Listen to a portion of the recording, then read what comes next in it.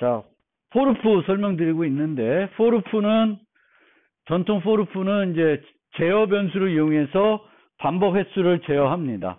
그리고 보통 이제 C++도 그렇지만 자바에서도 그 제어 변수를 폼은 그 제어줄에서 선언을 해요.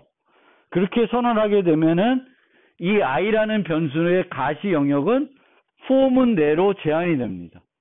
그러니까 폼은 밖에서 이렇게 전환해 놓고 여기서 끝나고 나서 i를 참조할 수가 없어요.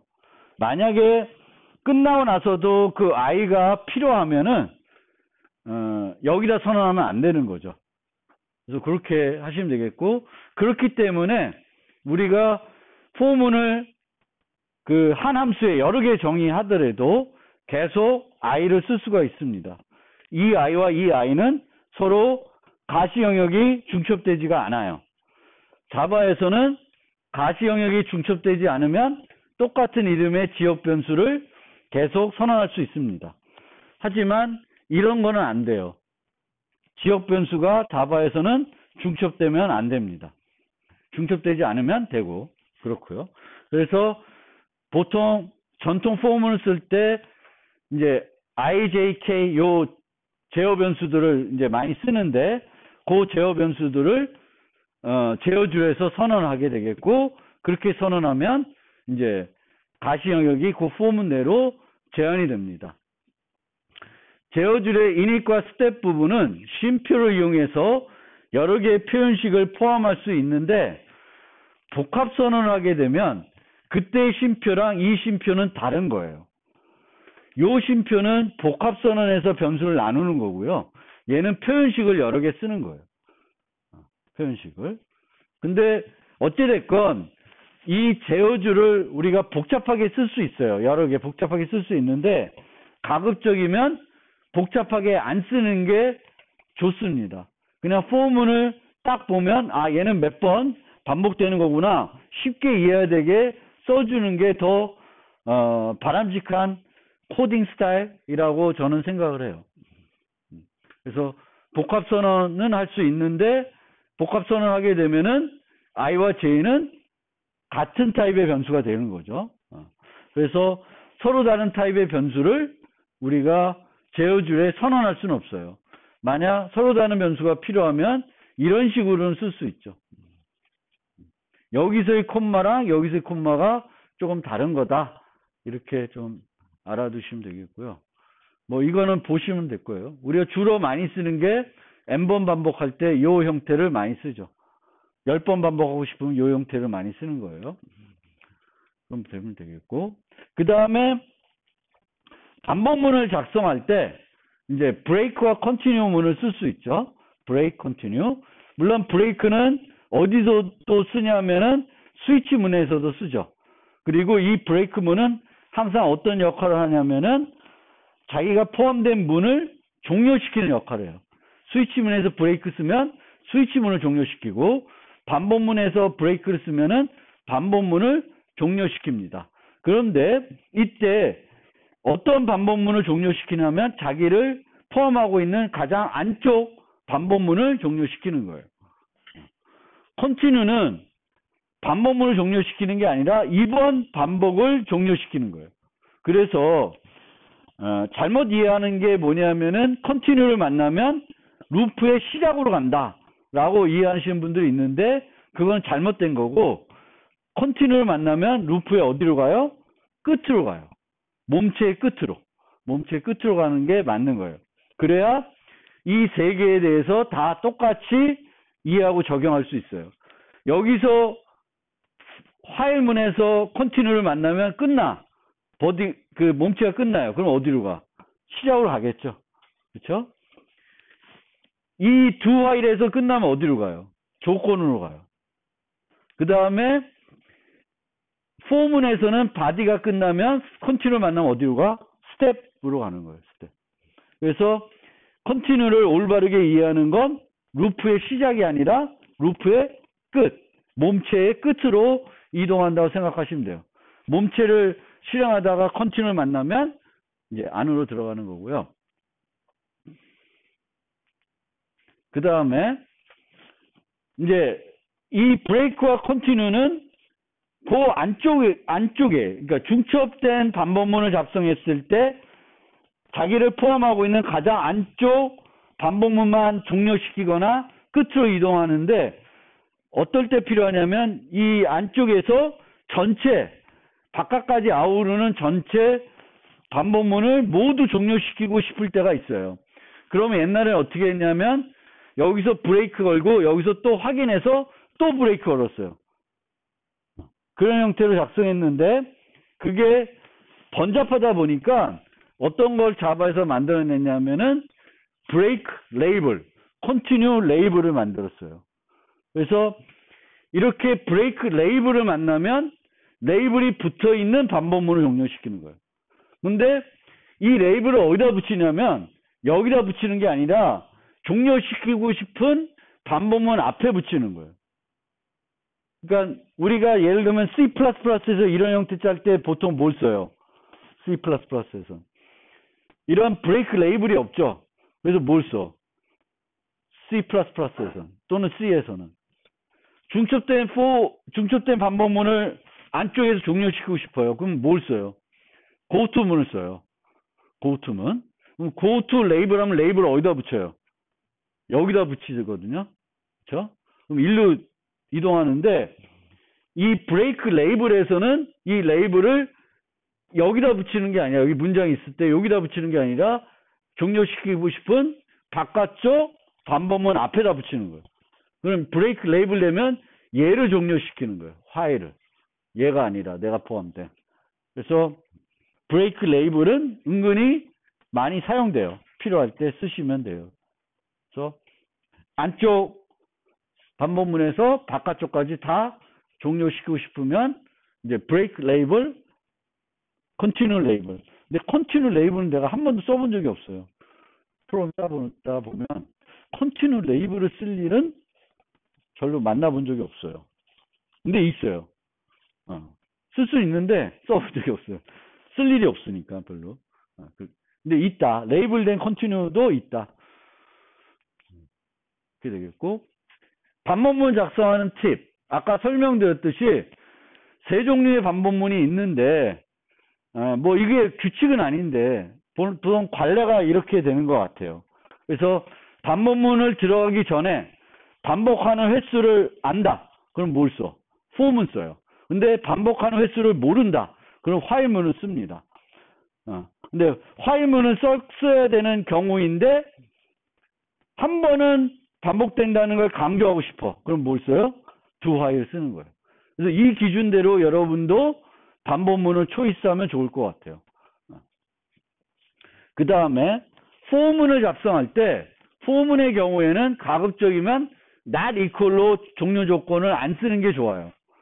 보통은 제어 변수를 증가시키거나 감소시키죠. 근데 not equal이 되면은 i가 n이 안 될 수가 있어요. 예를 들면 n이 짝수예요. n이 짝수면은 짝수가 아니라 n이 홀수야. 그럼 얘는 무한루프 걸려요. 2씩 증가하면은 0, 2, 4, 6 하면은 뭐 11, 뭐 13 줬다. 그럼 13이 될 수가 없잖아요. 그래서 이 비교를 해놓으면 언젠간 종료되게 돼 있어요. 증가하다 보면, 감소하다 보면.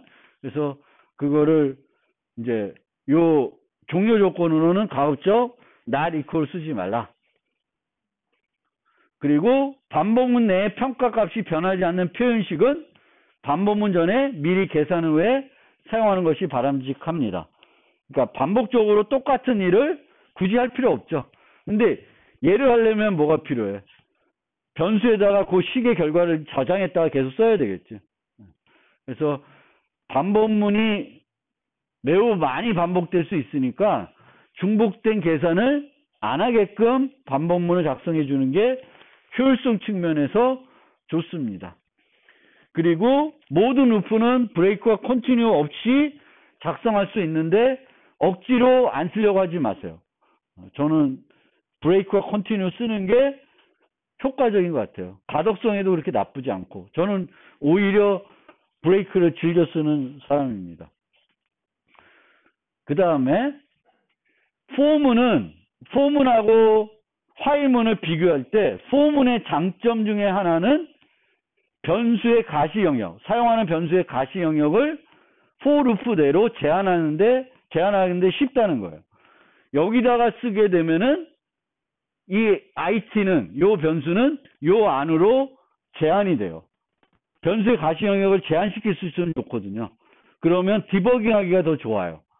변수가 막 여기저기 다 쓰인다면 어디서 이 변수가 이상하게 잘못돼가지고 엉뚱한 동작하는지 모르는데 이 it는 요 안에서만 영향을 주는 변수가 되는 거죠. 그래서 어떤 변수의 가시 영역을 제한시킬 수 있으면 제한시키는 게 효과적이고 for문은 그 변수들을 영역을 제한하는데 효과적이에요.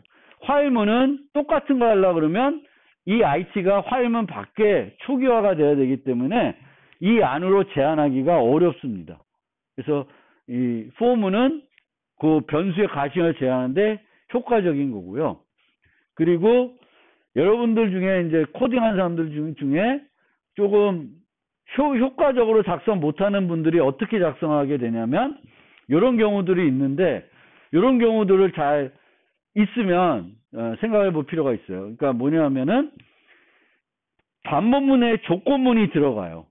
그러면 그 조건문을 없앨 수 있을지 한번 생각을 해봐요.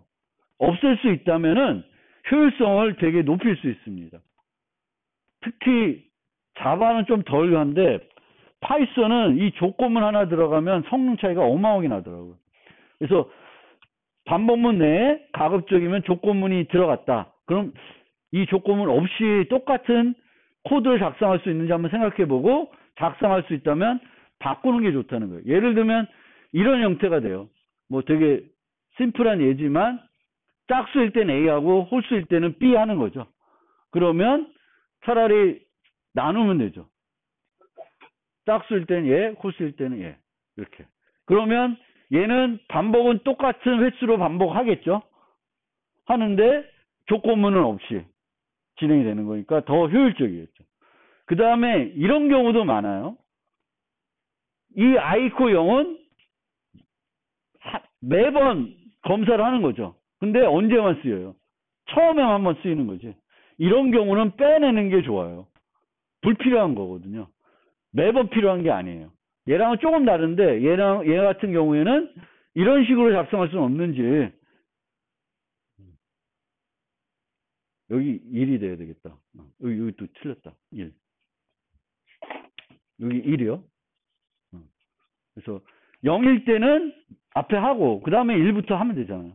그러면 얘는 필요 없는 거죠. 그러니까 특히 어떤 조건을 넣는데 반복을 100번 하는데 한 번만 필요한 if문이야. 그러면 되게 넣기가 싫어져요. 왜냐하면 쟤를 넣는 순간 100번 반복하면 100번 검사를 하거든요. 근데 쓸모없는 검사를 하는 거지. 한 번만 필요한 건데. 그러면 걔만 예외적으로 뭔가 하고 나머지를 돌릴 수 있는지를 코드를 좀 재구성해 볼 필요가 있어요. 그래서 그거를 잘 이런 경우 할 때 잘 생각해 보시면 좋겠고요.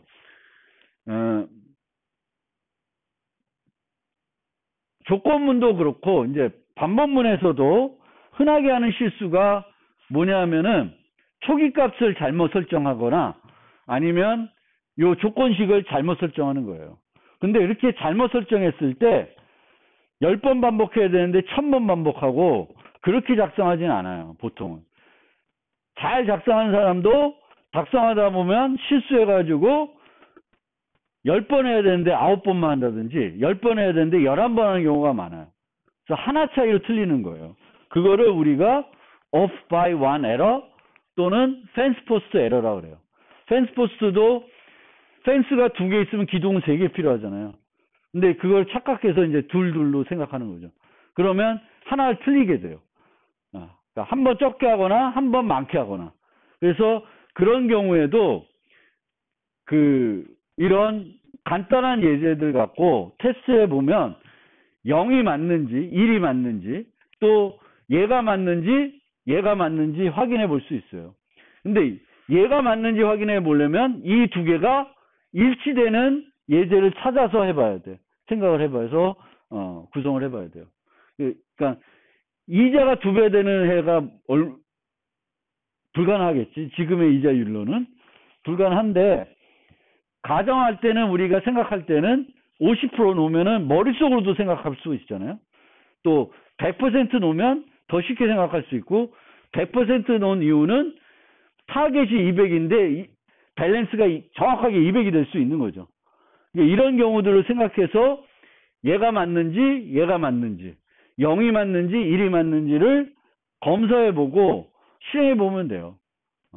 그래서 이렇게 손으로 해볼 수도 있지만 아까처럼 시스템 아웃 해가지고 돌려보면 되죠.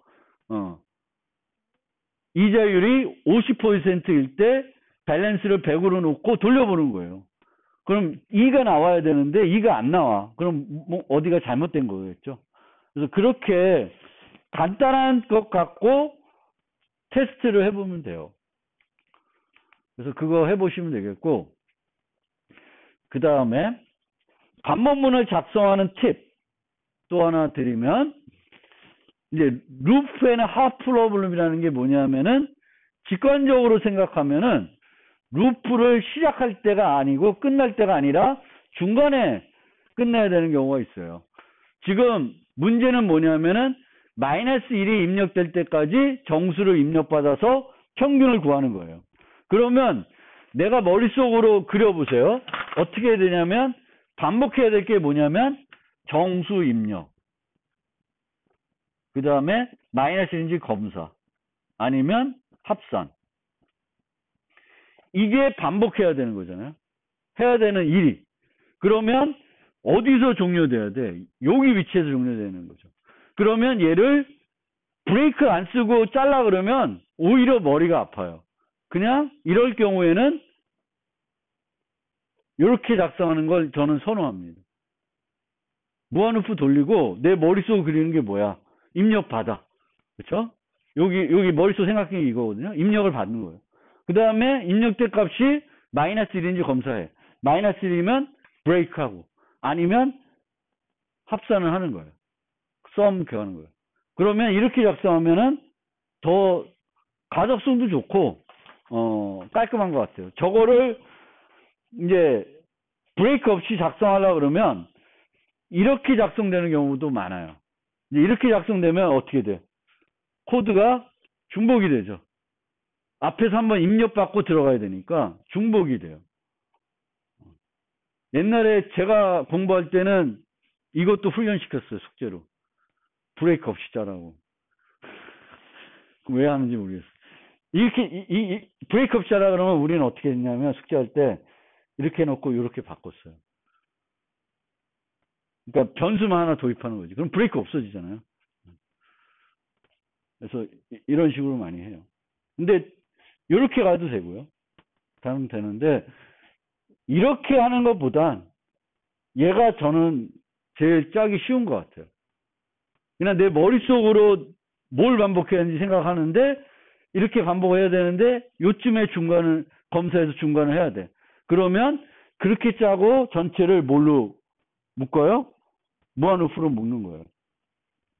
그래서 이게 루프 앤 하프 프로블럼인데, 이제 반복문 작성해야 되는데 중간에서 끝나야 되는 경우, 이 경우에는 이제 무한루프 돌리고 브레이크 쓰는 게, 코딩하는 게 더 훨씬 편리하다라는 걸 좀 말씀드리고 싶고요. 다 끝났네. 어디였어? 자, 마지막으로 기사 한 2개를 소개해 드릴게요. 기사라기보단 블로글인데, 여기에 뭐가 있냐면은, 요 첫 번째 작성된 글은 2018년도에 작성된 건데, 여기 보면은 Stop writing so many for loops. 반복문을 이제 그만 작성해라 라고 하는 거예요. 반복문 작성하지 말고 뒤에 나중에 배울 람다 표현식과 스트림 라이브러리를 이용하라는 거예요. 이건 뭐냐면 내부 반복을 하는 거예요. for each라고 해서 나중에 소개하겠지만, 이제는 반복문을 for loop를 이용해서 while loop를 이용해서 작성하는 게 아니라 이제 반복문을 내가 반복하는 게 아니라 나는 내가 필요한 게 뭔지만 알려주면 돼요. 함수에 넣으면 그 함수에서 반복을 해주는 거예요. 내가 반복하는 게 아니라. 그렇게 작성하는 게 있고, 근데 여기서는 그렇게 작성하면은 효율이 떨어진다라는 또 반박, 뭐 연도는 다른데 두 가지 글이 있어요. 근데 제 생각에는 효율도 중요한데 가독성이나 간결성도 못지 않아요. 그러니까 이렇게 작성하면은 보통은 더 간결하게 작성할 수 있어요. 코드의 길이가 간결해지고 더 깔끔해질 수는 있어요. 그래서 둘 다 많이 해보면 좋고요. 이제 얘는 경험이 적을 거예요. 여러분들이 프로그램 많이 해보셨어도 기본적으로는 반복문 필요할 때 반복문을 작성해서 프로그램 하셨을 텐데 나중에 이제 14장인가 그걸 배우고 나면은 그 다음부터는 폼을 만날 때마다 폼으로 작성한 다음에 또는 반복문을 작성한 다음에 반복문을 작성하지 말고 얘를 이용해서 작성한 형태로 바꿔보세요. 그러다 몇 번 해보면 이제는 편하게 내가 편할 때는 반복문 쓰고 또 편해서 그냥 반복문 안 쓰고 이 형태로 프로그램 할 수도 있습니다. 그래서 그 얘기들이 있으니까 그것도 좀 생각해 보시면 좋겠습니다.